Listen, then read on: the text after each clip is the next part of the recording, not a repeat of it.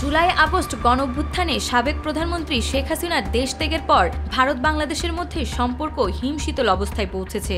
বর্তমানে নতুন করে সংখ্যালঘু ইস্যু তুলে দক্ষিণ এশিয়ার দেশ দুটির মধ্যে কূটনৈতিক সম্পর্কেও টানাপোড়েন দেখা দিয়েছে।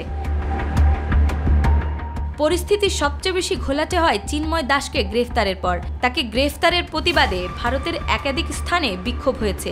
গত 2 ডিসেম্বর ত্রিপুরার আগরতলায় অবস্থিত বাংলাদেশ সহকারী হাইকমিশনে হামলার ঘটনাও ঘটেছে। এই ঘটনায় শক্ত প্রতিক্রিয়া জানিয়েছে বাংলাদেশ। শুধু প্রতিক্রিয়া জানিয়ে বাংলাদেশ বসে থাকেনি, ঘটনার একদিন পর ভারতীয় হাইকমিশনারকে ডেকে ক্ষোভ জানায়। চিন্ময় দাসকে গ্রেফতার ভারত বাংলাদেশের সম্পর্ক অবনতির সর্বশেষ ঘটনা। তবে এটি শুরু হয় শেখ হাসিনাকে আশ্রয় দেওয়ার মাধ্যমে।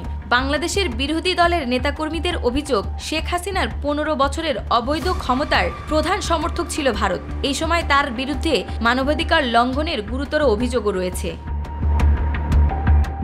ভারতের সঙ্গে বাংলাদেশের কূটনৈতিক অবনতি শুরু হয় যখন ডক্টর ইউনুস শেখ হাসিনার প্রত্যাপর্ণের বিষয়ে কথা বলেন। গবেষক মুবাশ্শর হাসান আল জাজিরাকে দেওয়া এক সাক্ষাৎকারে বলেন, আগের সরকারের সময় 2 দেশের মধ্যে যে সম্পর্ক ছিল বর্তমানে তা পুরোপুরি ছেদ পড়েছে। প্রতিবেশী এই 2 দেশের মধ্যে এখন বিশ্বাসের ঘাটতি দেখা দিতে পারে, যা বাণিজ্যিক সম্পর্কে প্রভাব ফেলতে পারে। এই পরিস্থিতির ওপর আমাদের নজর রাখতে হবে এবং অপেক্ষা করতে হবে কি হয়।